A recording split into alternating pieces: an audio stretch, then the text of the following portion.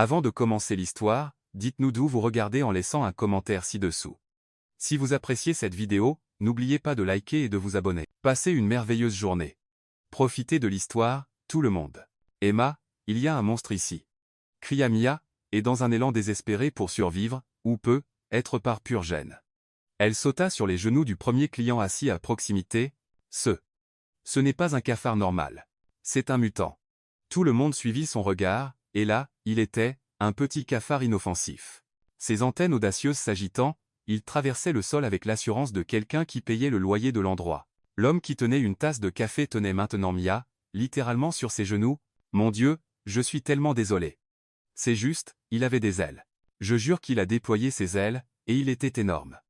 L'homme, élégant, se contenta de hausser un sourcil. « Ce n'est pas grave, » dit-il avec un sourire calme. « Faites-vous cela habituellement avec tous les clients, ou suis-je l'heureux élu d'aujourd'hui? Seulement avec ceux qui semblent ne pas crier plus fort que moi, » répondit Mia, toujours accrochée à son cou comme si c'était sa bouée de sauvetage. « Et, désolé, est-ce moi qui tremble, ou est-ce vous? Je pense que c'est nous deux, mais je promets que ce n'est pas à cause du cafard. » Pendant une seconde, leurs regards se croisèrent. Un silence apparut au milieu du chaos. Puis quelqu'un cria. « Il grimpe sur le sucre. Alaide. Il se dirige vers le beurre. Pourquoi ça arrive aujourd'hui, de tous les jours? » Pleura la cuisinière, passant la tête par la fenêtre de la cuisine. Toujours sur les genoux de l'inconnu, Mia pointa du doigt. « Il va vers le croissant. Quelqu'un doit le tuer. »« Je peux essayer, » dit l'homme avec une pointe d'amusement, posant doucement Mia sur le sol. Il prit un journal sur la table, se leva avec un calme qui irrita tout le monde, et, smack, silence. Tout le monde le regarda comme s'il venait de sauver la ville d'une apocalypse. « Voilà, la menace est neutralisée, » dit-il, regardant Mia. « Wow, cligna-t-elle des yeux. Vous venez de conquérir la moitié des clientes, et j'espère ne pas avoir perdu l'autre moitié pour avoir écrasé un insecte en public. » Mia rit, encore rouge de gêne. « Je suis vraiment désolé pour tout ça. D'habitude, je ne saute pas sur les genoux des inconnus. Dommage, sourit-il, parce que c'était le meilleur café que j'ai pris depuis des années. » Elle rougit encore plus. « Comment vous appelez-vous? » demanda-t-il avant de finir sa dernière gorgée de café. « Mia. Mia Lopez. Enchanté de vous rencontrer, Mia. » Il ne dit rien d'autre, pas même son nom. Il ne laissa pas de carte. Il se contenta de sourire, posa quelques billets sur la table et partit calmement, comme s'il n'avait pas été attaqué par une serveuse paniquée. Mia resta immobile, regardant la porte osciller après son départ. « C'était quoi, ça ?» s'exclama sa collègue au comptoir, Sophia, les yeux écarquillés. « Tu as sauté sur le mec le plus canon qui soit jamais entré ici. » « J'ai sauté parce qu'il était sur le chemin du cafard, Sophia. Pas par stratégie, mais on dirait une scène de comédie romantique Netflix. Et j'ai l'air d'une folle complète, marmonna Mia, essayant encore de recoiffer ses cheveux avec ses doigts. Il doit penser que je suis un cas clinique. Tu plaisantes? Il est parti en souriant. Je parie qu'il reviendra demain. Mia laissa échapper un profond soupir et retourna au travail, essayant de prétendre que son cœur ne battait pas plus vite. Mais chaque fois qu'elle pensait à ses yeux, bruns, profonds, avec cette étincelle ironique, une petite vague d'anxiété remuait son estomac. Qui pouvait-il être? Murmura-t-elle en rangeant les verres. Dehors, la ville bourdonnait, et dans une voiture de luxe garée discrètement au coin, Ethan Parker, PDG de Parker Enterprise, glissa ses doigts sur l'écran de son téléphone, ouvrant Instagram. « Il tapa, Mia Lopez, Sunnyside Café. Voyons qui tu es, la fille au cafard, » sourit-il, comme s'il venait de découvrir son nouveau passe-temps favori. Le lendemain matin, Mia arriva au travail en fredonnant doucement, avec encore le sourire idiot de quelqu'un qui avait vécu quelque chose de spécial la veille. L'homme mystérieux avait occupé ses pensées toute la nuit, et elle se surprit à imaginer s'il reviendrait vraiment. « Bonjour tout le monde. » salua-t-elle joyeusement, attachant son tablier autour de sa taille. Mais l'atmosphère dans le café semblait étrange. Sophia la regarda avec une expression inquiète, et le manager, M. Thompson, apparut presque immédiatement de son bureau à l'arrière, le visage sévère. « Mia, y a besoin de te parler maintenant. » Son ton dur fit tressaillir l'estomac de Mia. Elle le suivit dans le petit bureau, encombré de boîtes de fournitures et de papiers éparpillés. « Assieds-toi, » dit-il, désignant une vieille chaise en plastique. « Est-ce qu'il s'est passé quelque chose, M. Thompson? » « Oui, en effet, j'ai reçu 3 appels ce matin. 3 clients se plaignant de ton comportement hier. » Mia sentit le sang se retirer de son visage. « Mon comportement? L'incident du cafard? » Mia, M. Thompson haussa la voix. « Tu as sauté sur les genoux d'un client. Imagine s'il décidait de poursuivre le café. Et s'il se sentait harcelé? » Il n'avait pas l'air dérangé. Peu importe comment il avait l'air. Ce qui compte, c'est que 3 de nos clients les plus fidèles sont offensés. Madame Carter vient ici depuis 15 ans. Mia sentit les larmes lui brûler les yeux, mais tenta de garder son calme. Thompson, je peux m'excuser auprès d'eux. Je peux expliquer que c'était un malentendu. Mia, tu es une bonne employée, mais je ne peux pas risquer de perdre plus de clients à cause de ça. Tu es licencié. Les mots la frappèrent comme un seau d'eau froide. Licencié à cause d'un cafard? À cause de ton comportement inapproprié dans une situation professionnelle? Je te paierai pour aujourd'hui, mais j'ai besoin que tu rassembles tes affaires. Mia resta silencieuse quelques secondes, essayant de comprendre ce qui se passait. Le travail au Sunnyside Caf n'était pas un emploi de rêve, mais il payait ses factures. Sans lui, elle ne pourrait pas couvrir le loyer du petit appartement qu'elle partageait avec Ava, sa colocataire de l'université. Thompson, j'ai besoin de ce travail. Je ferai n'importe quoi pour me rattraper. Je travaillerai gratuitement ce week-end, je nettoierai tout le café, n'importe quoi. La décision est prise, Mia. Je suis désolé. Elle se leva sur des jambes tremblantes, essayant de garder sa dignité. D'accord, je vais chercher mes affaires. De retour au comptoir, Sophia se précipita vers elle. Qu'est-ce qu'il a dit? À ton expression, ce n'était pas une bonne nouvelle. J'ai été licencié, chuchota Mia, prenant ses affaires dans le casier du personnel. À cause du cafard? C'est ridicule. À cause des clients qui se sont plaints de la scène embarrassante d'hier? Sophia secoua la tête, indignée. Madame Carter se plaint de tout, même de la couleur du ciel. Jenkins ne laisse jamais de pourboire. Bref, c'est injuste. Mia, la vie continue. Mia soupira, fourrant le dernier objet dans son sac. J'ai besoin de sortir d'ici avant de commencer à pleurer devant tout le monde.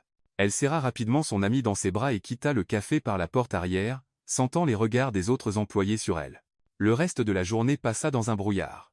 Mia passa des heures sur son ordinateur, envoyant des CV à tous les endroits qu'elle pouvait trouver, mais le sentiment de désespoir ne faisait que croître. Le peu d'argent qu'elle avait économisé pourrait couvrir encore un mois de loyer, peut-être. 2 heures après le départ de Mia, une silhouette familière entra dans le Sunnyside Caf. Ethan regarda autour de lui, cherchant la serveuse aux cheveux noirs qui avait rendu sa journée précédente bien plus intéressante. « Excusez-moi » appela-t-il le nouveau serveur, un jeune homme mince d'environ 20 ans. « Est-ce que Mia travaille aujourd'hui? Mia? Oh, vous n'êtes pas au courant? Elle a été licenciée ce matin. » Ethan fronça les sourcils. « Licenciée? Pourquoi? À cause de l'incident du cafard hier. Certains clients se sont plaints, et le patron a pensé qu'il valait mieux la laisser partir. » Ethan ressentit une pointe de culpabilité. S'il n'avait pas été là, rien de tout cela ne serait arrivé. Avez-vous son numéro de téléphone? J'aimerais vérifier si elle va bien. Le jeune homme hésita. Écoutez, je ne peux pas donner d'informations personnelles sur les employés, ex-employés. Mais vous êtes le gars qui a tué le cafard, non? Mia vous a mentionné. Mentionné quoi? Que vous avez été gentil avec elle et qu'elle se sentait gênée par toute cette histoire. Ethan sortit un billet de $50 de son portefeuille. Son numéro serait très utile.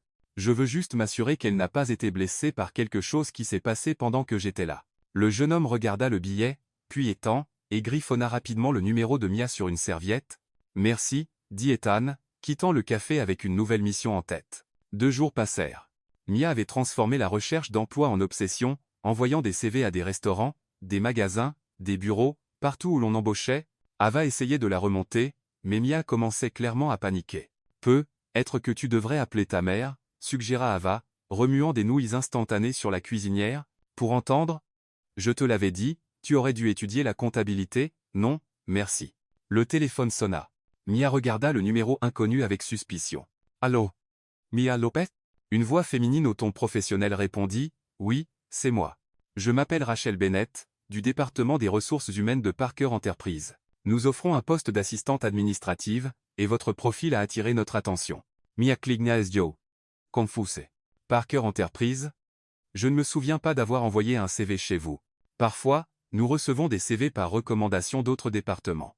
Le poste offre un salaire de départ de $4 500 par mois, une couverture santé complète, une allocation repas et des primes de performance. Mia faillit laisser tomber le téléphone.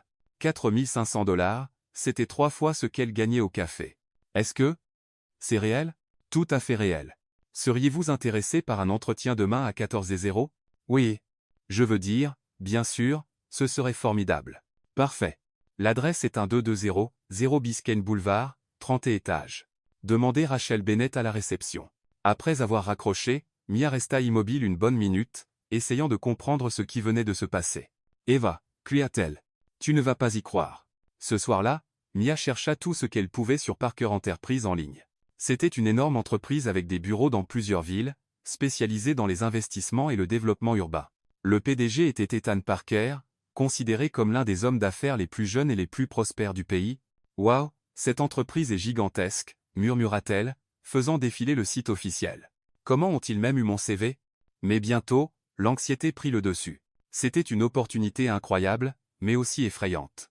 Elle choisit sa meilleure tenue professionnelle, une jupe noire et un blazer qu'elle avait acheté pour les remises de diplôme à l'université, et passa toute la nuit à répéter des réponses possibles aux questions d'entretien. « Demain, tout ira bien », chuchota-t-elle à son reflet dans le miroir. Il les out. Le lendemain, Mia s'arrêta devant le bâtiment de Parker Enterprise. C'était une tour de verre scintillante qui semblait toucher les nuages, avec un hall d'entrée qui ressemblait plus à un hôtel 5 étoiles. « Mon Dieu », murmura-t-elle, ajustant son sac sur son épaule. « Qu'est-ce que je fais ici ?» La réceptionniste, une femme élégante d'environ 40 ans, l'accueillit avec un sourire professionnel. « Mia Lopez ? Rachel Bennett vous attend. » L'ascenseur était si silencieux que Mia ne remarqua même pas quand il atteignit le 15e étage. Rachel l'accueillit chaleureusement et lui fit visiter rapidement le département marketing. « Voici votre poste de travail, » dit Rachel, désignant un bureau moderne avec un ordinateur dernier cri. « Vous soutiendrez l'équipe des campagnes publicitaires, rapports, recherche de marché, organisation des présentations. » Mia essaya de ne pas avoir l'air trop impressionnée, mais c'était difficile. Tout le Sunnyside Café aurait pu tenir sur cet étage. Tout le monde ici est très qualifié, poursuivit Rachel. Mais je suis sûr que vous vous adapterez bien. 2 heures plus tard. Mia essayait de comprendre le système de classement de l'entreprise lorsqu'elle décida d'aller chercher un café dans la salle de pause. Dans le couloir, elle faillit percuter un homme portant une grande boîte. « Excusez-moi », dit-elle rapidement, s'écartant. L'homme se retourna, et Mia sentit son cœur manquer un battement. « Vous » s'exclama-t-elle, le pointant du doigt. « Le mec du cafard ?» Ethan sourit, essayant de ne pas laisser tomber la boîte. « Salut, Mia. Quelle coïncidence folle. Tu travailles ici ? J'ai commencé aujourd'hui, » répondit-elle, encore sous le choc. « Et toi, tu travailles ici depuis longtemps ? » « Quelques années, » répondit-il, ajustant la boîte dans ses bras. Mia regarda la boîte. « Oh, donc tu es le porteur de boîte de l'entreprise ?» demanda-t-elle naturellement. Ethan ouvrit la bouche pour répondre, puis la referma. Pendant une fraction de seconde, il pensa à lui dire qui il était vraiment. Ce serait si facile. Mais en regardant Mia, il vit quelque chose dans ses yeux qui le fit hésiter. Elle le regardait comme une personne normale, pas comme le PDG de Parker Enterprise, pas comme une cible financière, juste comme l'homme gentil qui avait tué un cafard pour elle. Wise, quelque chose comme ça. Porteur de boîte, organisateur de trucs, juste un employé simple, dit-il, souriant. C'est cool. Je viens de commencer aujourd'hui. Assistante marketing. Félicitations pour le nouvel emploi. Merci. Et merci encore pour hier. Ou avant-hier, tu m'as sauvé la vie de cette créature mutante. Ce fut un plaisir. Littéralement. Ils restèrent là un moment, se souriant, jusqu'à ce que Mia se souvienne où elle était. Bon, je devrais retourner au travail. Premier jour, tu sais comment c'est. Pinsua. À bientôt. Quand Mia s'éloigna, Ethan resta dans le couloir, la regardant disparaître, puis il regarda la boîte dans ses mains, qui contenait en réalité des documents confidentiels qu'il emportait à son bureau, et rit doucement. Porteur de boîte ? Pourquoi pas ? Ce soir-là, Ethan appela son assistant personnel. James, j'ai besoin d'une faveur. Je veux que vous trouviez un poste de travail vide au 15e étage, quelque part où je peux apparaître de temps en temps. Monsieur, je ne comprends pas. Disons simplement que je fais une recherche de terrain sur l'environnement de travail des employés. Une recherche de terrain impliquant un déguisement, quelque chose comme ça. James soupira à l'autre bout de la ligne. Je vais organiser un bureau temporaire dans le département des fournitures. C'est près du marketing. Parfait. Au cours de la semaine suivante, Ethan construisit toute une routine. Il arrivait tôt, montait à son bureau au 30e étage pour gérer les affaires urgentes, puis descendait au 15e étage et y restait, portant des boîtes, organisant des fournitures et observant Mia de loin. Elle était incroyable. En seulement 5 jours, elle avait déjà optimisé le système de classement de l'équipe et suggéré des améliorations pour l'organisation des campagnes. Tout le monde l'aimait. Elle était drôle, intelligente et travaillait avec une dévotion impressionnante. Le vendredi, pendant la pause café, Mia était dans la salle de pause, discutant avec 2 collègues. « Mesdames, j'ai une question, » dit Mia, remuant du sucre dans son café. « Avez-vous déjà vu le PDG en personne ?»« Ethan Parker ?» demanda Emily de l'équipe de design. « Quelquefois, de loin. » Il vit au 30e étage. Comment est-il? Demanda Mia, sincèrement curieuse. Il est probablement beau, répondit Clara de la planification. Mais distant, aussi. Riche depuis l'enfance, tu sais comment c'est. Probablement un de ces hommes d'affaires arrogants, commenta Mia, prenant une gorgée de café. Je parie qu'il ne sait même pas combien coûte un café au supermarché. Ethan, qui remplissait une bouteille d'eau juste derrière elle, faillit s'étouffer. Il est probablement imbu de lui-même, continua Mia. Ces jeunes PDG sont toujours comme ça. Ils pensent qu'ils possèdent le monde juste parce qu'ils ont hérité de l'entreprise de leur père. En fait, dit Emily doucement, j'ai entendu dire qu'il a construit l'entreprise tout seul. Oh, bien sûr. Avec un petit coup de pouce de quelques millions de ses parents, non, Mia rit. Je ne supporte pas les gens qui pensent avoir tout fait tout seul alors qu'ils sont nés dans le luxe. Ethan ferma la bouteille d'eau et se retourna lentement. Salut tout le monde, salua-t-il, essayant de garder une voix désinvolte. Salut, Ethan. Mia lui sourit. Je parlais justement de notre patron invisible. As-tu déjà eu l'honneur de rencontrer Sa Majesté? Une ou deux fois, répondit Ethan, amusé par la situation. Il est intéressant. Traduction, ennuyeux à mourir, rit Mia. Je parie qu'il est du genre à programmer des réunions de 15 minutes juste pour montrer son pouvoir. Ethan dut se mordre la lèvre pour ne pas rire. Il avait effectivement une réunion de 15 minutes prévue cet après-midi-là. Peut-être que tu serais surprise si tu le connaissais mieux, suggéra Ethan. J'en doute, Mia secoua la tête. Les gens comme ça vivent dans une bulle. Ils n'ont aucune idée de ce qu'est la vraie vie. Cet après-midi-là, Ethan était dans son bureau, se préparant pour la réunion exécutive, lorsque James entra. Monsieur, l'équipe marketing sera en haut pour la réunion dans 5 minutes. Ethan arrêta d'ajuster sa cravate. L'équipe marketing? Toute l'équipe? Présentation trimestrielle? Rachel a inclus la nouvelle assistante, pour qu'il puisse voir comment le processus fonctionne. Mia sera à la réunion? Mademoiselle Lopez? Je crois que oui. Ethan regarda à travers la paroi vitrée dans la salle de réunion. Il n'y avait aucun moyen qu'elle ne le reconnaisse pas là. Bah, James, dit-il rapidement, dites-leur que j'ai été appelé pour un appel urgent. Faites la réunion sans moi et envoyez-moi le rapport par email. Monsieur, juste. Faites-le, s'il vous plaît. James secoua la tête mais sortit pour informer l'équipe. Ethan resta caché dans son bureau, regardant à travers l'entrebâillement de la porte alors que Mia et les autres entraient dans la salle de réunion. 2 heures plus tard. Il croisa à nouveau Mia dans la salle de pause. Alors, comment était ta première réunion exécutive? Demanda-t-il, feignant une curiosité désinvolte. Oh, le tout-puissant PDG ne s'est même pas montré, rit Mia. Il devait être trop occupé à compter son argent ou je ne sais quoi que font les riches.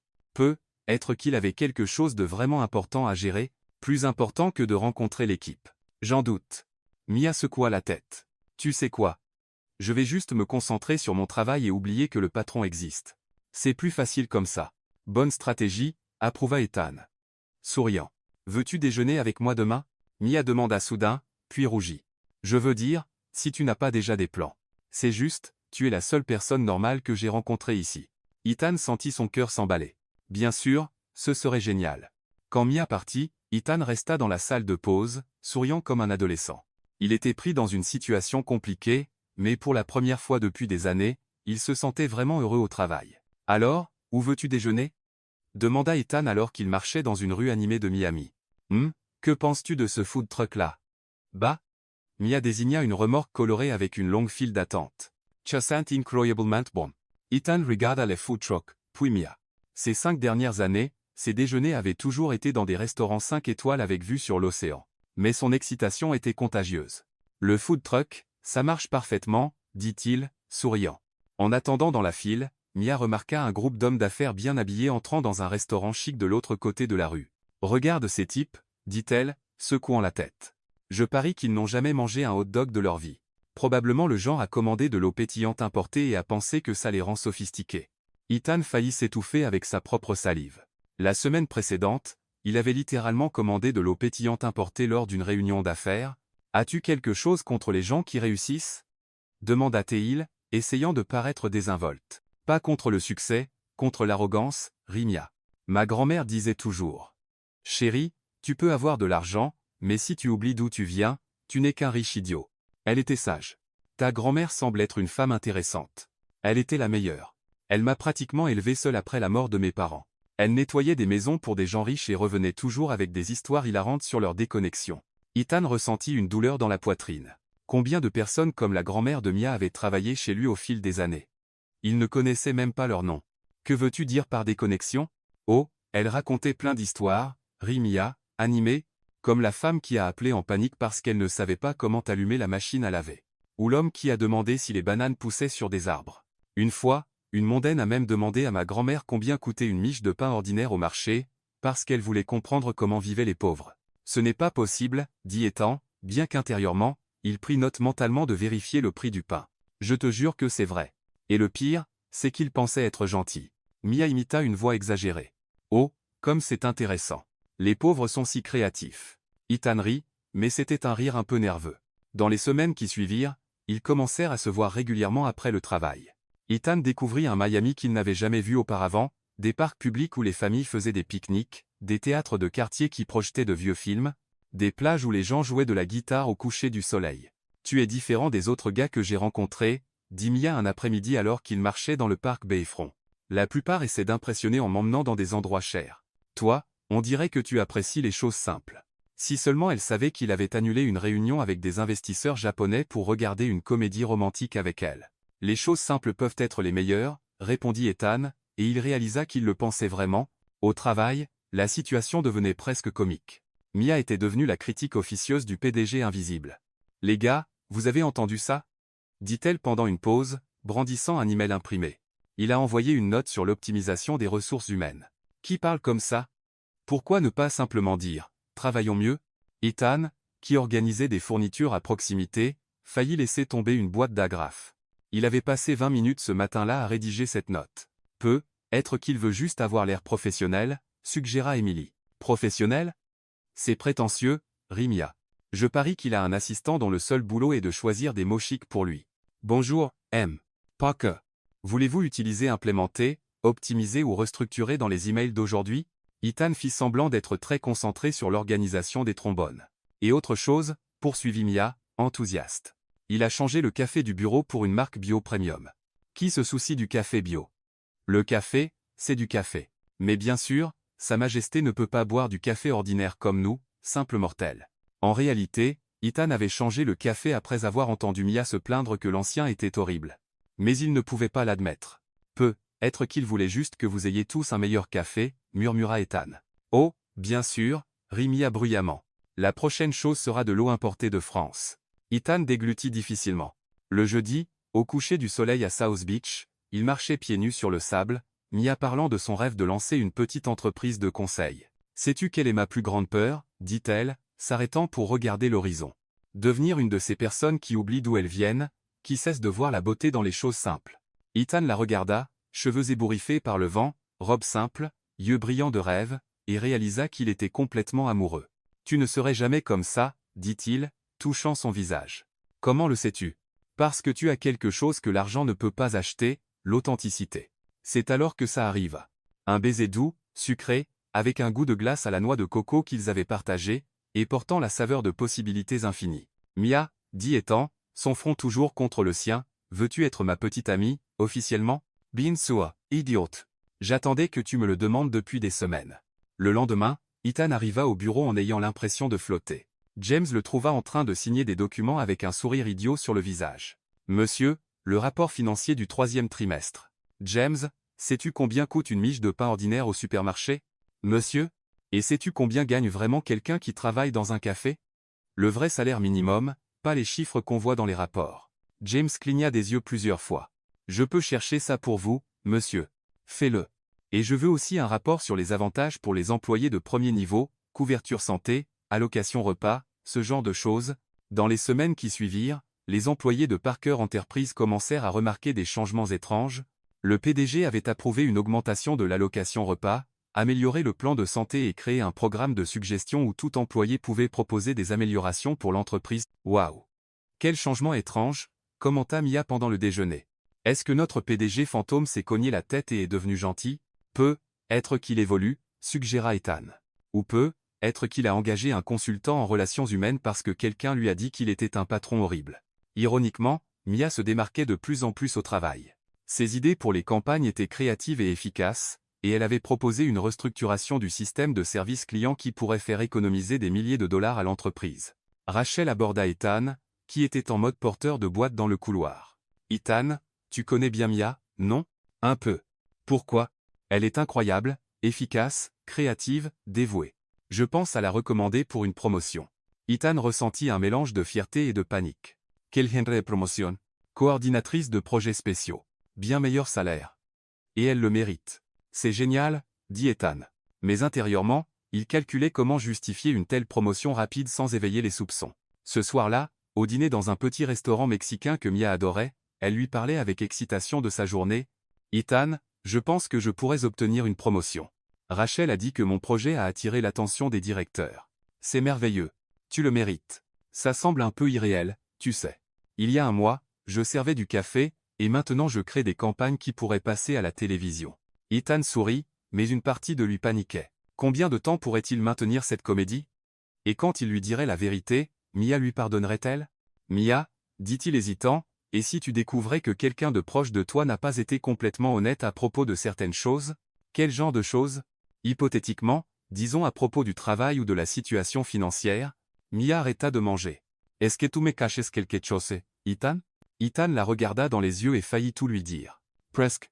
Non, mentit-il. Juste une curiosité philosophique. Eh bien, dit Mia, reprenant son repas, l'honnêteté est la base de toute relation. Si quelqu'un mentait sur quelque chose d'important, je serais blessé. Mais selon la raison, peut être que je pourrais pardonner. Et si c'était un gros mensonge, jusqu'à quel point? Ethan déglutit difficilement. Vraiment gros? Mia le regarda sérieusement. Ethan, les gros mensonges détruisent généralement les relations. La personne devrait avoir une très bonne raison et une excuse très sincère. Cette nuit-là, Ethan resta éveillé tard, regardant Mia dormir à côté de lui dans son petit appartement. Il vivait la double vie la plus compliquée de l'histoire. Milliardaire le jour, petit ami d'une employée la nuit. Et pour la première fois de sa vie, il ne savait pas laquelle des deux identités était la vraie. Le lendemain, Ethan appela Mia, et lui tendit une invitation dorée, un gala de charité. Les yeux de Mia s'écarquillèrent en tenant l'invitation. Ethan, on dirait quelque chose sorti d'un film. L'entreprise participe toujours à ces événements, expliqua Ethan, essayant de paraître désinvolte alors qu'intérieurement, il était aussi nerveux qu'un adolescent à son premier rendez-vous. J'ai pensé que ce serait sympa si tu venais avec moi. Mais regarde ça. Mia rit, lisant l'invitation. Gala annuel de l'élite de Miami. Élite, Ethan? Je ne sais même pas comment tenir une flûte de champagne correctement. Tu seras magnifique. Et le champagne n'est qu'une boisson avec des bulles chic. Facile à dire pour toi. Ne me dis pas que tu vas à ces événements tout le temps. Ethan faillit s'étouffer. Non, pas exactement tout le temps. En fait, il avait organisé la moitié de ces événements, mais c'était un détail que Mia n'avait pas besoin de savoir pour l'instant. Plus tard, chez elle, Mia était nerveuse. Il faut que j'achète une robe. Mia bondit du canapé. Ava. Cria-t-elle à sa colocataire. Urgence mode. Pendant que Mia se préparait pour l'événement, Ethan était dans son appartement, au téléphone avec James, exécutant le plan le plus fou de sa carrière professionnelle. James, vous avez bien compris? Appelez tous ceux qui seront au gala, investisseurs, partenaires, fournisseurs, tout le monde. Et que dois-je dire exactement, monsieur? Que je mène une expérience sociale. Pendant la soirée, personne ne doit me reconnaître comme le PDG. Je suis juste Ethan, un employé ordinaire. Monsieur, c'est insensé. Je sais, mais c'est important. Et si quelqu'un refuse de jouer le jeu, dites-lui que c'est une question d'importance personnelle extrême pour moi. James? Oui, monsieur. Si quelqu'un gâche ça, je déplacerai toutes leurs réunions au lundi à 6h du matin pendant les 6 prochains mois. Le samedi soir, Mia était radieuse dans une robe bleu marine qu'elle avait trouvée en solde, qui par hasard la rendait absolument magnifique. Ethan, habitué à voir des femmes couvertes de bijoux coûteux à ce genre d'événement, pensa qu'il n'avait jamais vu quelqu'un d'aussi beau. « Tu es sûr que je ne vais pas t'embarrasser ?» demanda Mia, ajustant nerveusement ses cheveux, alors qu'ils entraient dans la salle de bal de l'hôtel. « Impossible, répondit Ethan, lui offrant son bras. La salle de bal était remplie de gens élégants, décorés de fleurs exotiques et de lumière dorée. Mia regardait autour d'elle avec des yeux brillants. « Waouh, c'est irréel. Regarde ce lustre. Il doit coûter plus cher que tout mon appartement. » Ethan sourit. Il savait exactement combien coûtait ce lustre. Il avait personnellement approuvé l'achat. Ils discutaient près du bar lorsqu'une voix affectée les interrompit. « Ethan, chérie, quelle merveilleuse surprise. » Ethan se retourna et vit Isabella Thornton s'approcher, portant une robe rouge qui coûtait probablement plus que le salaire annuel de Mia. Elle était grande, blonde, avec le genre de beauté polie qui venait d'années de traitements coûteux et de coach personnel. Isabella salua Ethan, essayant de rester posée. « Je viens de rentrer des Hamptons. J'avais hâte de revoir Miami. Et toi, Bien sûr, dit-elle avec un clin d'œil, puis regarda Mia comme si elle la remarquait pour la première fois. Et qui est ton ami? Voici Mia, dit Ethan. Mia, Isabella Thornton. Isabella tendit la main avec un sourire faux. Enchantée de vous rencontrer. Êtes-vous nouvelle dans le cercle social? En fait, je travaille chez Parker Enterprise, répondit Mia avec un sourire sincère. Je suis assistante au département marketing. Le sourire d'Isabella devint encore plus forcé. Oh, comme c'est intéressant. Ethan a toujours été généreux avec les nouveaux employés. Mia cligna des yeux, ne saisissant pas tout à fait le ton condescendant, mais Ethan le remarqua immédiatement. Isabella, c'est tellement charmant quand les gens qui réussissent se mêlent au personnel opérationnel. Certaines personnes sont vraiment nées pour servir, n'est-ce pas? Le silence qui suivit fut assourdissant. Mia rougit, mais pas de gêne, de colère. Excusez-moi, dit Mia avec un sourire qui n'atteignait pas ses yeux. Oh, chérie, ne soyez pas offensée, rit Isabella. C'est juste l'ordre naturel des choses. Chacun a sa place, vous savez. Ethan sentit son sang bouillir. Isabella, c'était inutile et grossier. Grossier? Isabella cligna des yeux, feignant l'innocence. J'étais juste réaliste. Vous savez ce qui est réaliste? Mia s'approcha d'Isabella, toujours avec un sourire doux. Réaliste, c'est que je travaille pour vivre au lieu de vivre du travail des autres. Et voici une autre réalité, vos extensions de cheveux sont visibles. Peut-être devriez-vous changer de coiffeur. Isabella toucha instinctivement ses cheveux, et Mia se tourna vers Ethan. Ethan, et si on allait prendre un verre? L'air ici semble un peu pollué. Ils s'éloignèrent, laissant Isabella sans voix. Ethan était à la fois impressionné et complètement épris. Mia, tu étais incroyable. Les gens comme elle me tapent sur les nerfs, souffla Mia. Pour qui se prend-elle? La reine d'Angleterre? Quelque chose comme ça, murmura Ethan. Pour le reste de la soirée, Isabella continua d'observer Ethan et Mia de loin, clairement agacée. Elle se déplaça parmi les autres invités, posant des questions discrètes sur l'employé qui était avec Ethan. Le lundi, Mia était en train de travailler lorsqu'elle vit Isabella entrer dans le bureau avec Rachel. « Qu'est-ce que cette vipère fait ici » murmura-t-elle à Emily. Isabella Thornton. Elle vient d'une famille importante. Parfois, elle vient pour des réunions de haut niveau. Mia observa Isabella saluer plusieurs personnes, jouant clairement le rôle de quelqu'un d'important. Quand Isabella passa près de son bureau, elle s'arrêta. « Mia, quelle coïncidence de vous trouver, en train de travailler. C'est ce que font les gens normaux, Isabella. Travailler. Bien Zoa. Et comment va votre ami, Ethan? Il va bien, merci. Bien. Vous semblez être une personne naïve. Il est important d'être prudent avec les intentions des gens, surtout les hommes charmants. Mia fronça les sourcils. Que voulez-vous dire par là? Rien de précis. Isabella afficha son faux sourire. Juste un commentaire général sur la compatibilité sociale. Cet après-midi-là, Mia chercha Ethan dans la salle de pause. Ethan, puis-je te poser une question sérieuse? Binzoa. M'as-tu tout dit sur toi? Sur ta vie, ta famille, ces choses-là? Ethan sentit son estomac se nouer. Pourquoi tu demandes? Cette vipère d'Isabella m'a dit des choses étranges sur le fait d'être prudente avec tes intentions. Mia, Isabella est compliquée. Elle n'aime pas ne pas être au centre de l'attention. Ma mère m'a toujours dit quelque chose avant de mourir. Mia s'appuya contre le mur. Elle disait, Mia, ne laisse jamais personne te faire sentir petite à cause de ton argent ou de ton statut social. Ta valeur est ici. Elle tapota sa poitrine. Pas à la banque. Ethan ressentit une douleur au cœur. Ta mère avait raison. Alors réponds-moi honnêtement. Es-tu avec moi pour les bonnes raisons? Ethan la regarda dans les yeux et vit tant de confiance, tant d'amour sincère, qu'il faillit tout confesser à ce moment-là. Mia, je... Il s'arrêta, perdant son courage. Je suis avec toi parce que tu es la personne la plus authentique et incroyable que j'ai jamais rencontrée. Techniquement, ce n'était pas un mensonge, mais ce n'était pas toute la vérité non plus. Pendant ce temps, Isabella était dans le bureau d'un détective privé, glissant une photo d'Ethan et Mia sur le bureau. Je veux tout savoir sur ces deux-là, surtout la nature de leur relation. Une suspicion particulière? Disons simplement que j'ai le sentiment que tout n'est pas ce qu'il semble, sourit Isabella malicieusement. Et quand je découvrirai ce que c'est, il sera intéressant de voir comment la petite Mia réagira à la vérité. Le détective prit la photo. Dans combien de temps en avez-vous besoin? Dès que possible. J'ai le sentiment que je suis sur le point de découvrir quelque chose de très divertissant. Isabella quitta le bureau infredonnant. Mia était en train d'organiser des rapports à son bureau lorsque Rachel entra précipitamment, son expression urgente faisant tressaillir l'estomac de Mia. Mia, j'ai besoin que tu apportes ces documents au PDG immédiatement. C'est extrêmement urgent. Au PDG? Les yeux de Mia s'écarquillèrent. Mais je ne sais même pas où est son bureau. 30 étages, dernière porte dans le couloir. Frappe et entre. Pas de temps pour les formalités. La réunion avec les investisseurs japonais ne peut pas être retardée. Mia attrapa le dossier avec des mains tremblantes. Elle allait enfin rencontrer le célèbre Ethan Parker, l'homme invisible qu'elle avait si souvent critiqué. « Qu'est-ce que je porte » murmura-t-elle, regardant ses vêtements. « Mon Dieu, cette blouse a une tache de café. Il va penser que je suis négligée. » Dans l'ascenseur, Mia essaya de recoiffer ses cheveux en utilisant le reflet des portes métalliques. « D'accord, Mia. Remets juste les documents, dis bonjour poliment, et sors. Pas de critiques sur l'eau importée ou les grands mots dans les emails. Sois professionnel. » Le 30e étage était impressionnant, tout en verre, marbre, et meubles qui semblaient plus chers qu'une voiture. Mia marcha dans le couloir. Essayant de ne pas faire de bruit avec ses chaussures, « Dernière porte » chuchota-t-elle, s'arrêtant devant une grande porte en bois sombre. Elle frappa légèrement, mais n'entendit aucune réponse. Rachel lui avait dit d'entrer directement, alors Mia tourna la poignée et poussa la porte. « Excusez-moi. Parker, j'ai apporté les documents. » Les mots moururent dans sa gorge.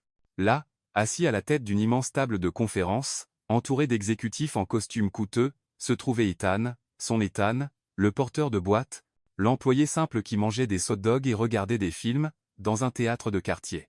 Sauf qu'il ne portait pas de boîte. Il dirigeait clairement la réunion avec une posture confiante et autoritaire que Mia n'avait jamais vue auparavant. « Mia » Ethan se leva immédiatement, le visage pâle de panique. « Je. » Mia regarda autour de la pièce, remarquant tous les exécutifs qui la fixaient. Sur le mur derrière Ethan, une plaque dorée indiquait « Ethan Parker, PDG ». Le dossier glissa de ses mains, les papiers s'éparpillant sur le sol comme des confettis à une fête. « Ce n'est pas possible », murmura Mia, secouant la tête. « Mia, attends, je peux expliquer. » Mais elle reculait déjà, trébuchant sur ses propres pieds. « Tu es ?»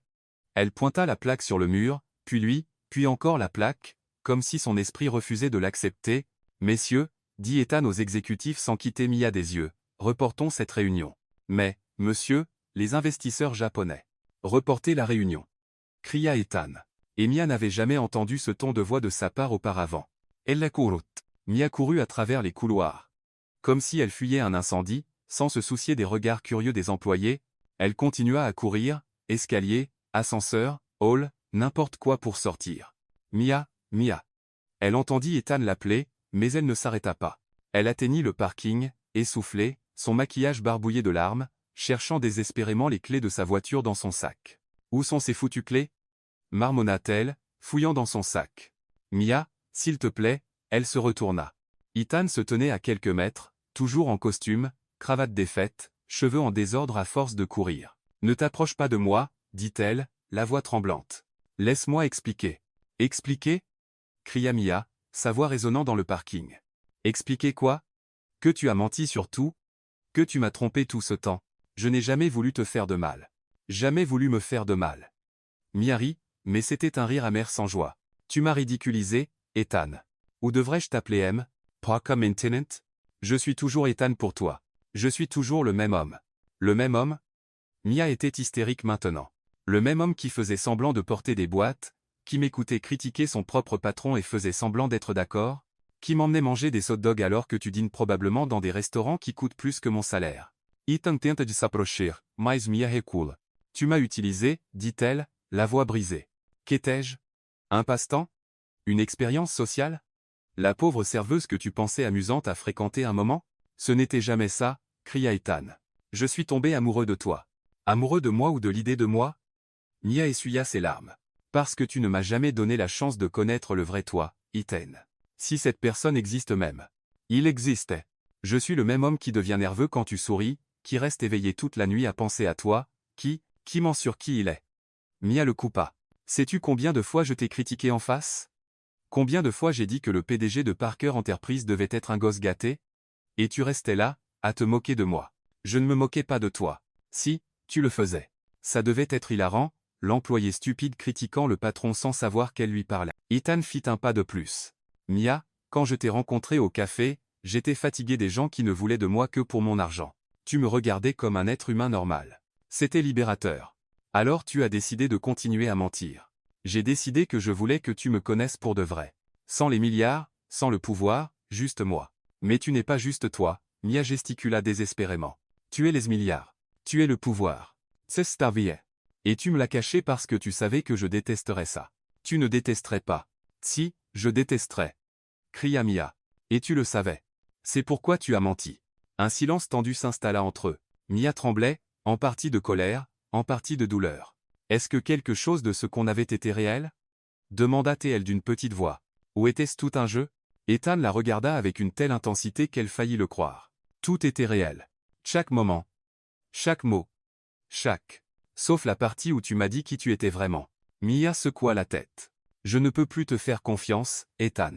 Je ne sais plus ce qui est vrai. Elle trouva enfin les clés dans son sac. Mia, ne pars pas comme ça. Il n'y a plus rien à dire. Si, il y a. Nous avons une relation. Mia s'arrêta, la main sur la portière de la voiture. Non, tu as une relation avec une version de moi qui croyait à tes mensonges. Cette Mia n'existe plus. Elle monta dans la voiture et quitta le parking, laissant Ethan seul parmi les voitures de luxe, regardant la seule chose qui comptait vraiment pour lui disparaître au coin de la rue. Le lendemain, Mia entra chez Parker Enterprise pour la dernière fois. Elle avait passé toute la nuit à pleurer, et ses yeux étaient rouges et gonflés. Rachel la trouva à son bureau, rangeant ses affaires. « Mia, ça va? J'ai entendu dire qu'il y avait un problème hier. Je rends ma démission, dit Mia, tendant une enveloppe. Mais pourquoi? Tu es notre meilleure assistante. Mia regarda autour du bureau, ses collègues qu'elle avait appris à aimer, le bureau où elle avait été heureuse. Je ne peux plus. Je suis désolée.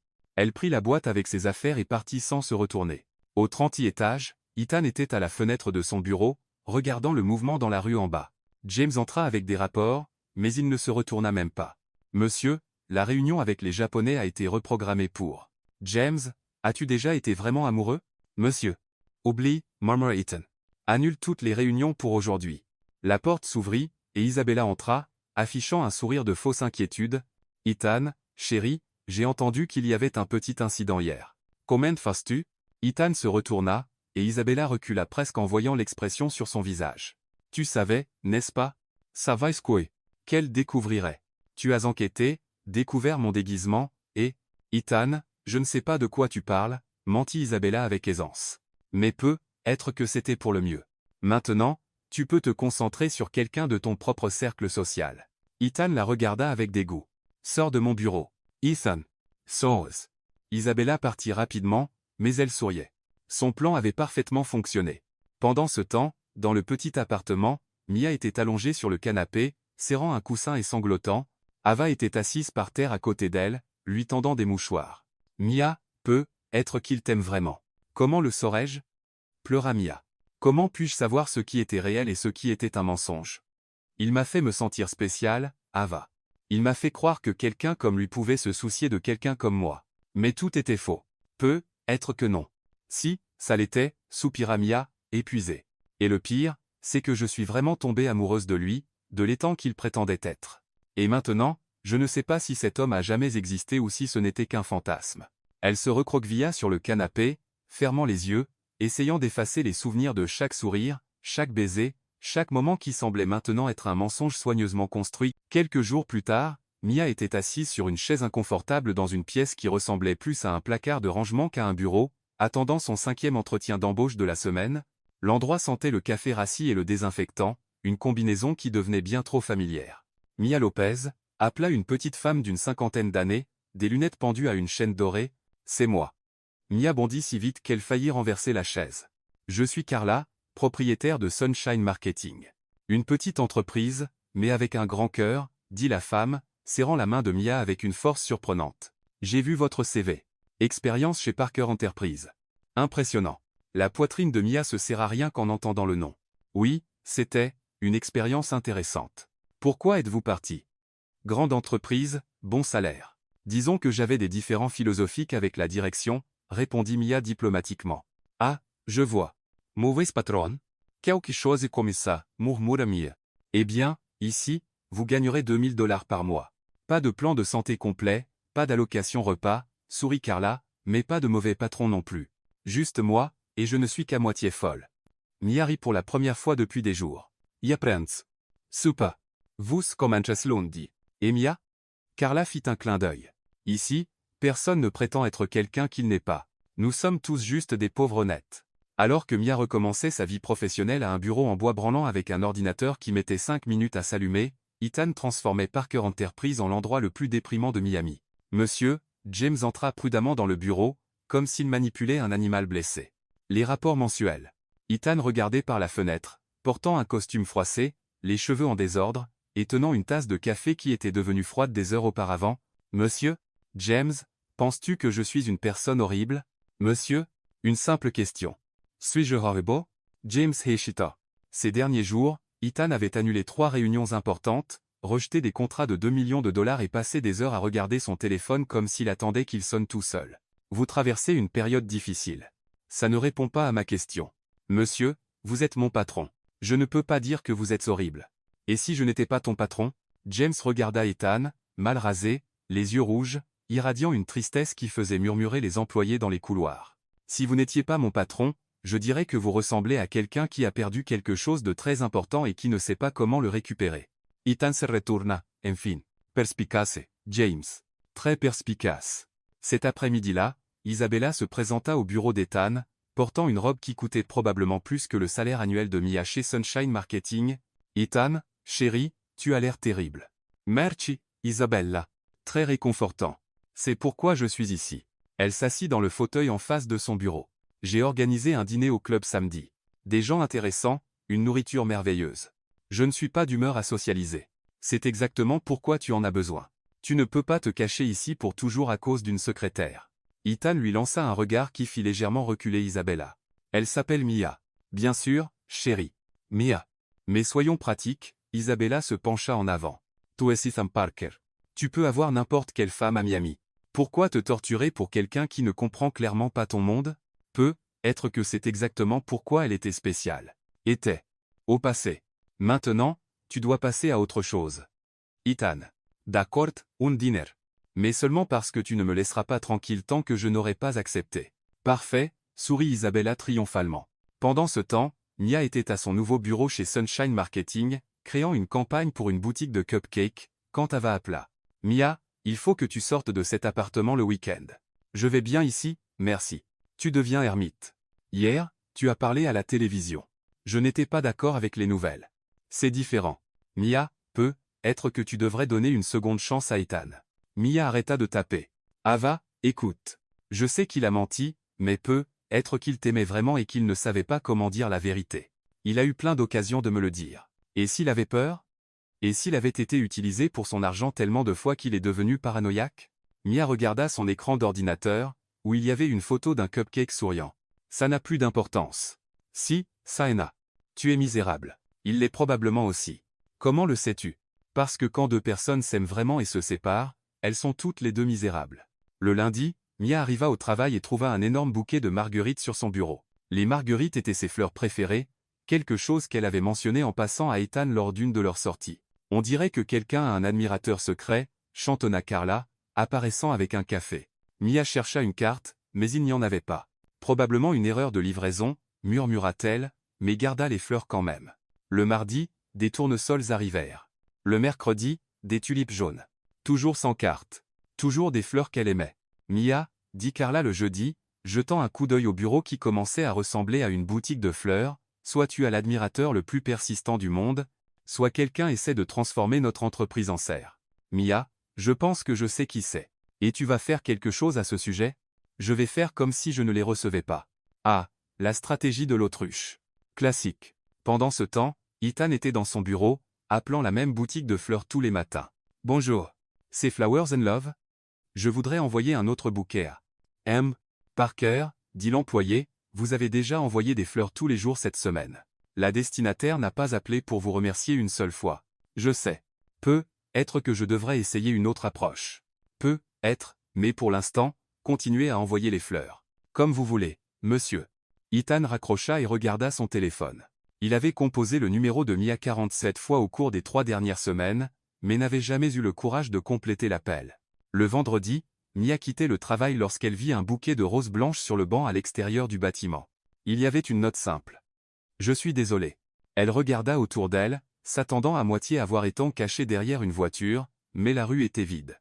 Idiot, murmura-t-elle, mais ramassa quand même les fleurs. À la maison, Ava trouva Mia dans la cuisine, arrangeant les fleurs dans plusieurs vases improvisés. Waouh, on dirait qu'il a épousé une jardinière. Il envoie des fleurs tous les jours. Et tu les gardes toutes. Elles sont jolies. Ce serait du gâchis de les jeter. Mia, il essaie de s'excuser avec des fleurs. Quelle solution? typiquement masculine. C'est un début. Mia regarda les fleurs éparpillées dans la cuisine. Pendant un instant, elle faillit sourire, se souvenant à quel point Ethan était fier lorsqu'il avait découvert qu'elle aimait les marguerites. 3 semaines. Ava. 3 semaines de fleurs et pas un seul mot. S'il veut vraiment s'excuser, il devrait venir me parler comme un adulte. Et s'il le fait? Mia s'arrêta, tenant une rose blanche. Je ne sais pas. Vraiment pas. Cette nuit-là, tous deux étaient éveillés. Ethan dans son appartement luxueux, regardant son téléphone et se demandant s'il devait appeler. Mia dans son modeste appartement, regardant les fleurs et se demandant si elle devait pardonner. Aucun des deux n'avait le courage, et une autre nuit sans sommeil passa avec 2 cœurs têtus battant seuls dans des coins opposés de la même ville. Isabella était assise dans le café le plus cher de Miami, remuant délicatement son thé au jasmin importé, lorsque son amie Nathalie entra précipitamment, l'air d'avoir des commérages frais. « Isabella, tu ne vas pas croire où je travaille maintenant. »« Où, chérie ?» Isabella feignit l'intérêt, bien qu'elle soit plus préoccupée par ne pas tacher son rouge à lèvres. « Sunshine Marketing, cette ridicule petite entreprise en centre-ville. Et devine qui y travaille ?» Isabella faillit laisser tomber sa tasse. « Ne me dis pas que c'est cette petite employée qui s'accrochait à Ethan au gala. Mia quelque chose. » Un sourire malicieux se répandit sur le visage d'Isabella. Parfois, l'univers conspirait en sa faveur. Comme c'est intéressant, Nathalie. Quel genre de personne est-elle au travail? Oh, tout le monde l'aime. Efficace, amicale, drôle, un peu agaçante, en fait. Isabella tapota ses doigts sur la table. Tu sais, Nathalie, j'ai entendu des rumeurs sur cette Mia. Des choses très troublantes. Quel genre de rumeurs? Isabella se pencha en avant comme si elle allait partager un secret d'État. Eh bien, disons simplement qu'elle a l'habitude de se rapprocher des hommes riches avec des intentions cachées, une vraie chasseuse de fortune. Vraiment, ma chère? J'ai des sources très fiables. Elle a même essayé de faire chanter ce pauvre Ethan après qu'il a rompu avec elle. Les yeux de Nathalie s'écarquillèrent. Quel scandale! Et moi qui pensais qu'elle était une fille si gentille. Les gens comme ça sont experts pour tromper les autres, soupira Isabella dramatiquement. Je plains tellement Ethan. Il est si généreux, si confiant. Cela le rend vulnérable aux intrigantes comme cette Mia. Le lundi, Mia arriva au travail en fredonnant doucement, portant un café et un muffin aux myrtilles qu'elle avait acheté à la boulangerie du coin. Le week-end avait été calme, et elle commençait à sentir qu'elle pourrait être avancée. Bonjour tout le monde. Salua-t-elle joyeusement, mais quelque chose n'allait pas. La conversation s'arrêta quand elle entra, et ses collègues évitèrent le contact visuel. Bonjour, Mia, répondit Diego du design, mais sans son sourire habituel. Tout va bien? Demanda Mia. Vous semblez tous un peu bizarres. On va bien, dit Elena de la comptabilité, mais elle était clairement mal à l'aise. Mia haussa les épaules et alla à son bureau. Être que c'était juste trop de lundi pour tout le monde. Mais au fil de la journée, les choses devinrent plus étranges. Nathalie, qui était généralement amicale, passa devant Mia comme si elle était invisible. D'autres collègues chuchotaient lorsqu'elle passait. « C'est quoi cette paranoïa ?» murmura Mia, essayant de se concentrer sur son travail. Le mercredi, Carla appela Mia dans son bureau pour discuter. « Mia.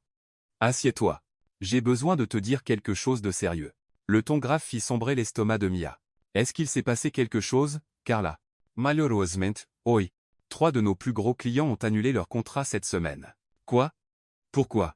Carla semblait mal à l'aise. Ils ont mentionné des rumeurs concernant l'un de nos employés ayant un passé douteux dans ses relations personnelles. La mâchoire de Mia se décrocha. Un passé douteux? Quelle histoire est-ce? Mia, je n'y crois pas, mais ils sont inquiets pour la réputation de l'entreprise. Ils ont mentionné du chantage, un comportement inapproprié. Du chantage? Mia bondit de sa chaise si vite qu'elle faillit la renverser. Carla, je n'ai jamais fait chanter personne de ma vie. Je sais à peine comment fonctionne le chantage. Je sais, chérie, mais les clients sont inquiets, et sans eux. Vous me licenciez, dit Mia, sa voix sonnant plus comme une affirmation qu'une question. Je n'ai pas le choix. L'entreprise ne peut pas survivre sans ses contrats. Mia sentes jambes faibles. Carla, je jure sur la mémoire de ma grand-mère, je n'ai jamais fait ça. Quelqu'un ment à mon sujet. Je te crois, Mia. Mais ça ne change pas la situation.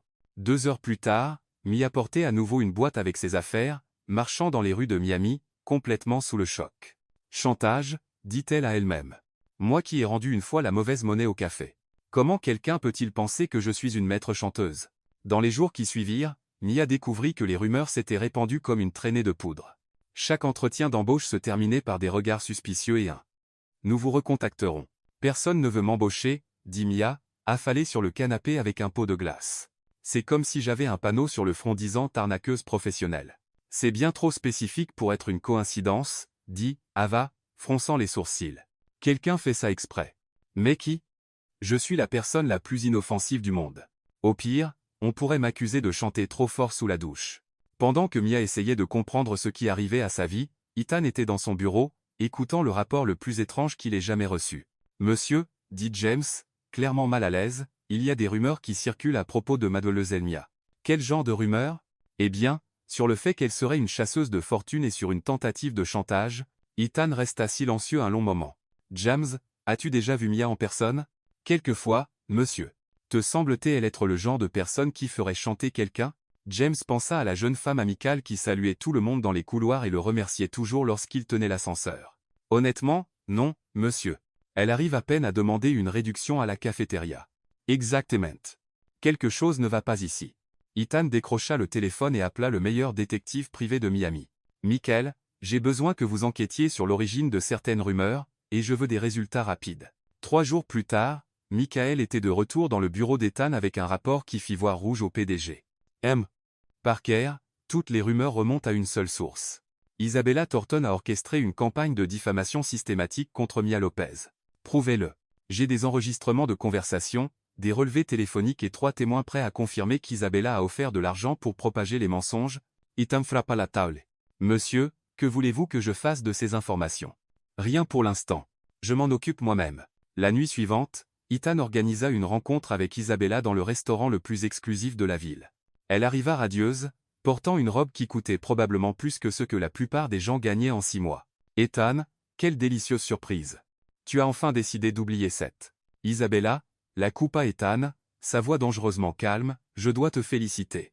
Me féliciter? Pour ta créativité. Chantage, chasseuse de fortune, tu t'es vraiment surpassé. Les sourires d'Isabella vacilla. Je ne sais pas de quoi tu parles.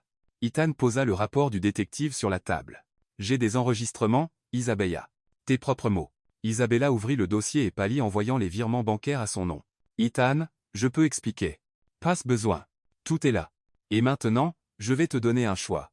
Tu arrêtes cette obsession malsaine pour Mia immédiatement, ou je remets tout à la police et à la presse. Tu n'oserais pas. Veux-tu me tester? Ethan se leva. Isabella, j'ai toujours pensé que tu étais juste gâtée et égocentrique. Je ne savais pas que tu étais aussi une criminelle. Elle ne te mérite pas. Et toi, tu me mérites encore moins. Sors de mon bureau. Et, Isabella, si je découvre que tu as fait quoi que ce soit d'autre à Mia, il n'y aura pas un seul endroit à Miami où tu pourras te cacher des conséquences.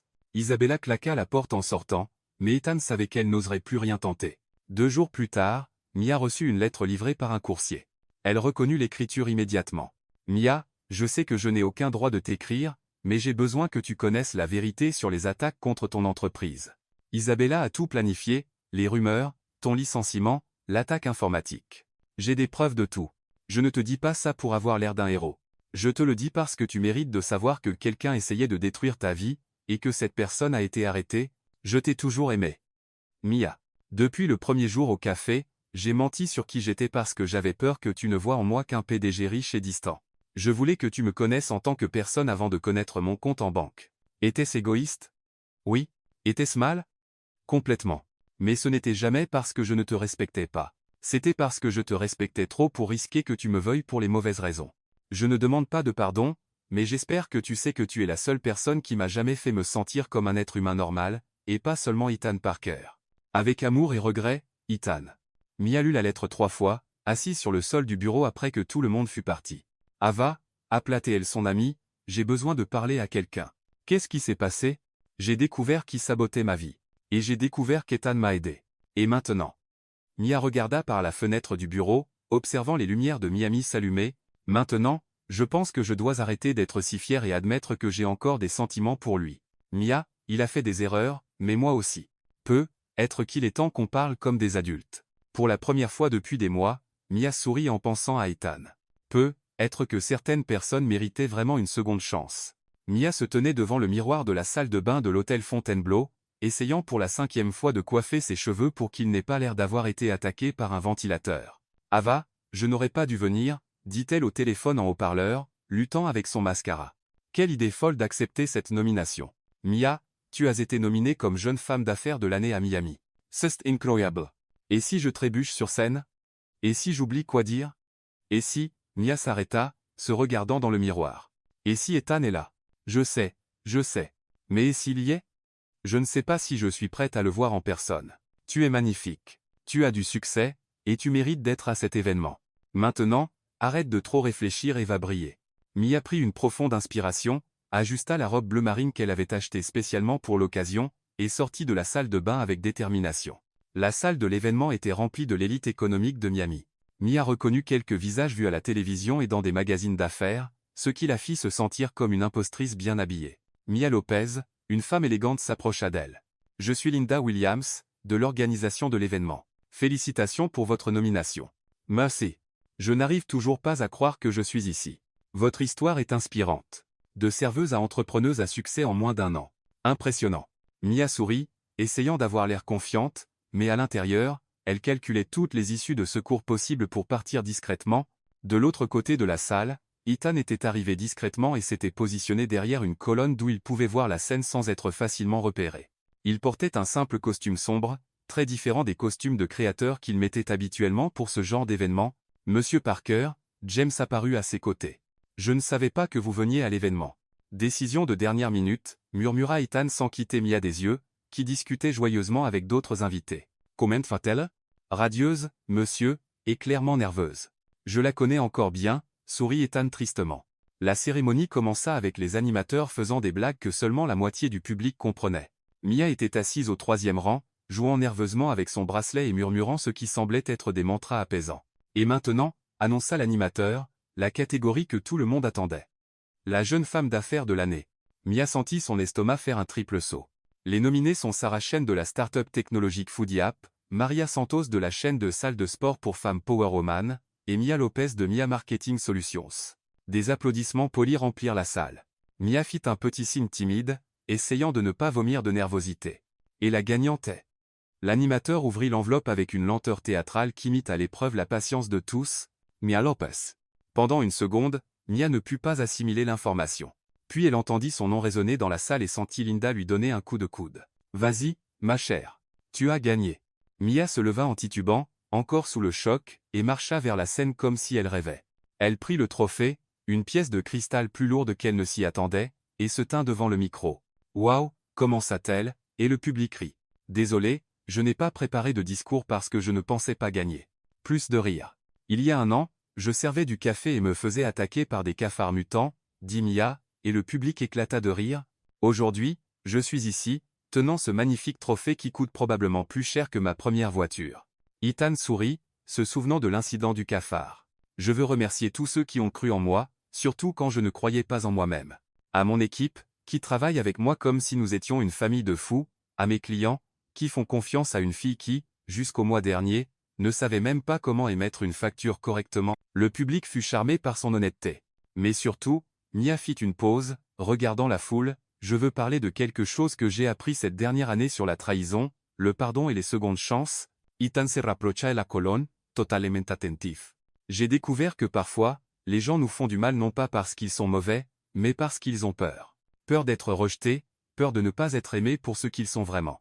Et j'ai appris que pardonner, ce n'est pas oublier ce qui s'est passé. Pardonner, c'est choisir d'aimer malgré ce qui s'est passé. » Un silence respectueux emplit la salle. Donc, si quelqu'un ici a déjà fait des erreurs, Mia regarda directement là où se trouvait Ethan, comme si elle pouvait le sentir. Sachez qu'il n'est jamais trop tard pour s'excuser sincèrement, et pour ceux qui ont été blessés, sachez que s'accrocher à la rancune ne fait de mal qu'à celui qui la porte. Ethan sentit ses yeux se remplir de larmes. « Merci, Miami. Vous êtes incroyable. » Mia leva le trophée et quitta la scène sous des applaudissements enthousiastes. En coulisses, Mia s'appuya contre le mur, essayant de comprendre ce qui venait de se passer, lorsqu'elle entendit une voix familière. « Magnifique discours. » Elle se retourna, et là était Ethan, les mains dans les poches, un sourire nerveux sur le visage. « Ethan. Tu chotas-t-il ? » Salut, Mia. Ils se regardèrent pendant ce qui sembla des heures. « As-tu entendu le discours ?» demanda Mia. « Chaque mot. Et j'ai compris le message. » « Quel message ? Que peut être tu es prête à me donner une seconde chance ?» Mia soupira. « Ethan, nous devons parler. Vraiment parler.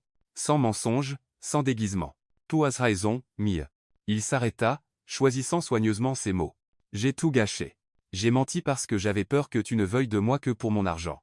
Mais en faisant cela, je ne t'ai pas donné la chance de vraiment me connaître. Et j'étais trop fier pour essayer de comprendre tes raisons, admit Mia. J'aurais dû te parler au lieu de m'enfuir. Tu avais tous les droits d'être blessé, et tu avais tous les droits d'avoir peur. J'ai vu le genre de personne qui t'approche par intérêt. Ethan s'approcha. Mia, tu me manques tous les jours. Nos conversations me manquent, tes remarques amusantes sur mes emails prétentieux, la façon dont tu me faisais me sentir comme une personne normale. Tu me manques aussi, confessa Mia. Les temps qui portaient des boîtes et mangeaient des hot dogs avec moi. Il existe toujours. En fait, il n'existe que quand je suis avec toi. Mia baissa les yeux sur le trophée dans ses mains. Si nous devons réessayer, ça doit être différent. Une honnêteté totale. Je promesse. Et doucement. Plus de surprise comme découvrir que mon petit ami possède l'entreprise pour laquelle je travaille. Ethan Ritt. C'est juste. Puis-je commencer par t'emmener dîner? Quelque part de simple, où je peux juste être Ethan. Tu peux, sourit Mia. Mais seulement si tu me promets une chose, n'importe quoi. Si tu mens sur quoi que ce soit, même minime, je te jette ce trophée à la tête. J'accepte les termes. À ce moment-là, un photographe surgit de nulle part. Mia, pouvez-vous poser avec le prix pour? Il s'arrêta en voyant Ethan. Parker, quelle surprise. Le flash se déclencha avant que l'un d'eux ne puisse réagir. Guignol, murmura Mia. Demain, nous serons dans tous les journaux. Avec le titre, PDG milliardaire et jeune entrepreneuse, le nouveau couple de Miami, suggéra Ethan. Ça te dérange? Après des mois à cacher mes sentiments, Ethan prit sa main. Je suis prêt à admettre publiquement que je suis amoureux de la femme la plus incroyable de Miami. Mia rougit. Dans ce cas, Parker, j'accepte l'invitation à dîner. Et pour la première fois depuis des mois, ils sourirent tous les deux pour de vrai. 6 mois après l'événement des entrepreneurs, Mia était assise dans leur restaurant italien préféré, le même petit endroit où ils avaient eu leur premier rendez-vous. Ethan était étrangement nerveux, jouant avec la serviette et laissant tomber une fourchette par terre. Ethan, ça va? Demanda Mia, riant-tu. On dirait que tu as avalé un oiseau vivant. Je vais bien, répondit-il bien trop fort, faisant se tourner les autres clients. Parfaitement normal. Pourquoi ne le serais-je pas? Mia plissa les yeux. Parce que tu viens de mettre du sel dans ton vin et du sucre sur ta salade. Ethan regarda son assiette et réalisa le désastre culinaire qu'il avait créé. Mia, il se leva soudain, manquant de renverser la chaise, j'ai besoin de te dire quelque chose. Mon Dieu, tu romps avec moi, les yeux de Mia s'écarquillèrent. Je le savais. J'en ai marre de prétendre aimer l'opéra. Non. Ethan Ritt nervousement. C'est le contraire. Il s'agenouilla là, au milieu du restaurant, sortant une petite boîte de sa poche. Tout le restaurant s'arrêta pour regarder. Mia Lopez, dit Ethan, la voix tremblante, tu as changé ma vie. Tu m'as appris que être riche ne signifie rien, si tu n'as pas quelqu'un de vrai avec qui partager. Je veux construire une vraie vie avec toi. Une vie vraie avec des disputes sur qui a oublié d'acheter du lait et des bagarres, sur quel film regarder le dimanche. Mia était sans voix. Veux-tu m'épouser? Il ouvrit la boîte, révélant une bague délicate et simple. Rien d'ostentatoire. Ethan Parker, dit Mia, les larmes aux yeux, tu me demandes de t'épouser au milieu d'un restaurant italien bon marché avec une orchestre de fourchettes qui s'entrechoquent sur les assiettes comme bande-son. Oui. C'est la chose la plus parfaite que tu pouvais faire. Elle sourit. Oui. Le restaurant explosa en applaudissements. Le propriétaire apparut avec une bouteille de champagne maison, clairement achetée au magasin du coin, et même le cuisinier sortit pour féliciter le couple. Mais, Ethan, dit Mia une fois l'excitation retombée, pas de mariage géant avec 500 invités. Je ne connais même pas. D'accord. Qu'est-ce que tu veux? Ton jardin, la famille, les amis proches, et une fête qui ressemble à un rassemblement familial fou. Parfait, sourit Ethan. Exactement ce que je voulais. 3 mois plus tard, le jardin de la maison d'Ethan était décoré de lumière simple et de fleurs sauvages. Mia avait insisté pour faire une partie de la décoration elle-même, ce qui donna des arrangements floraux qui semblaient faits par un enfant excité mais avaient un charme unique. Mia, es-tu sûre de cette robe? Demanda Ava, l'aidant à se préparer. Il est encore temps de changer pour quelque chose de plus princier. Ava, cette robe est parfaite, Mia se regarda dans le miroir. Elle était simple, élégante, et la rendait belle sans ressembler à un costume. Je ne veux pas ressembler à une poupée de gâteau de mariage. Dans le jardin, Ethan était visiblement nerveux, ajustant sa cravate pour la 10e fois. Monsieur Parker, dit James, vous devez vous détendre. On dirait que vous allez vous évanouir. Et si elle change d'avis? Et si elle réalise qu'elle pourrait trouver mieux? Monsieur, Mademoiselle Mia vous aime. Arrêtez de trop réfléchir. La musique commença, et Mia apparut, accompagnée d'Ava puisqu'elle n'avait pas de père pour l'accompagner jusqu'à l'hôtel. Ethan la vit, et toutes ses inquiétudes disparurent. Waouh, murmura-t-il. L'officiant, un pasteur amical que Mia avait rencontré à l'église du quartier, commença la cérémonie. Chers amis, nous sommes ici pour célébrer l'amour entre Mia et Ethan, qui se sont rencontrés d'une manière, disons, plutôt inhabituelle. Des rires parcoururent la petite foule. Ethan, souhaitez-vous prononcer vos vœux? Ethan prit une profonde inspiration. Mia, quand je t'ai rencontré, tu fuyais littéralement un cafard. Et je suis tombé amoureux à ce moment précis de quelqu'un d'assez courageux pour sauter dans les bras d'un inconnu. Tu m'as appris que le véritable amour n'est pas une question d'impressionner. C'est une question d'être accepté. Je promets de t'aimer les jours où tu te réveilles belle et les jours où tu ressembles à quelqu'un qui s'est battu avec un mixeur. Je promets d'être honnête, même quand la vérité est que j'ai mangé la dernière part de pizza qui était à toi. Mia rit, les larmes aux yeux. Mia, dit le pasteur, à votre tour. Ethan, Mia essuya ses larmes. Tu m'as appris que les secondes chances existent pour ceux qui ont le courage de demander sincèrement pardon. Je promets de t'aimer quand tu es le puissant PDG et quand tu es Ethan, qui a peur des petits cafards, et je promets de ne plus jamais m'enfuir sans parler d'abord. Si quelqu'un s'oppose à cette union, commença le pasteur. Une voix s'éleva du fond du jardin. Moi. Tout le monde se tourna. Tendu. C'était Isabella, habillée plus simplement que d'habitude pour elle. Ethan se prépara au drame, mais Isabella leva les mains. Je m'oppose seulement au fait que ça ait pris autant de temps, dit-elle avec un sourire sincère. Mia, Ethan, je veux m'excuser pour tout. J'ai fait des choses terribles par jalousie et immaturité. Mia et Ethan se regardèrent, surpris. J'ai passé ces mois en thérapie et à faire du bénévolat, essayant de devenir une meilleure personne. Vous méritez tous les deux tout le bonheur du monde. Isabella s'approcha et leur tendit un petit cadeau. Un grille-pain, dit-elle, souriant. Pour la vraie vie que vous êtes sur le point de construire ensemble. Mia rit et serra Isabella dans ses bras. Merci, vraiment. Le reste de la cérémonie fut parfait. Le personnel de Parker Enterprise se présenta en force, célébrant comme s'il s'agissait d'un mariage familial. Un an plus tard, Mia était au bureau de Mia Marketing Solutions, maintenant officiellement partenaire de Parker Enterprise, créant un incubateur pour petites entreprises, lorsqu'elle ressentit une douleur familière. Ethan. Cria-t-elle. Il accourut de la pièce voisine. Qu'est-ce que c'est? Une attaque acide? Un tremblement de terre? Une invasion extraterrestre? Contraction, dit Mia calmement. Ethan Pallett. Contraction? Maintenant? Mais le bébé n'est prévu que la semaine prochaine. Apparemment, le bébé n'a pas reçu le mémo, rit Mia, attrapant son sac pour l'hôpital. En route vers l'hôpital, Ethan conduisait comme s'il fuyait la police, appelant tous ceux qu'il connaissait. James, annulez tout. Le bébé arrive. Non, je ne sais pas encore si c'est un garçon ou une fille. Appelez le médecin. Non, appelez tous les médecins. Ethan, respire, dit Mia, plus calme que son mari. Les femmes ont des bébés, depuis des milliers d'années. Mais aucune d'entre elles n'était ma femme. 12 heures plus tard, Mia tenait une parfaite petite fille dans ses bras pendant qu'Ethan pleurait plus que l'enfant. Elle est parfaite, murmura Mia. Tout comme sa mère, dit Ethan, embrassant le front de sa femme. 2 ans plus tard, la petite Lily jouait dans le jardin lorsqu'elle se mit à crier. Maman, il y a un insecte. Mia courut dehors. Et vite un petit cafard marchait dans l'herbe. Lily le pointait du doigt, mais sans peur. Ce n'est pas dangereux, ma chérie, dit Mia, riant. En fait, c'est un cafard comme celui-là qui a réuni maman et papa. Ethan sortit, prit Lily dans ses bras et regarda le cafard. Tu sais quoi, dit-il, serrant Mia de son bras libre. C'était la meilleure frayeur de ma vie. Pourquoi? Parce que ça m'a conduit à toi. Et à ceci, il désigna la maison, Lily, la vie qu'ils avaient construite ensemble. Le meilleur amour que j'ai jamais connu. Mia l'embrassa pendant que Lily riait, et le cafard continua tranquillement son chemin. Parfois, les meilleures fins heureuses commencent aux endroits les plus inattendus, même dans les bras d'un inconnu, en fuyant un cafard,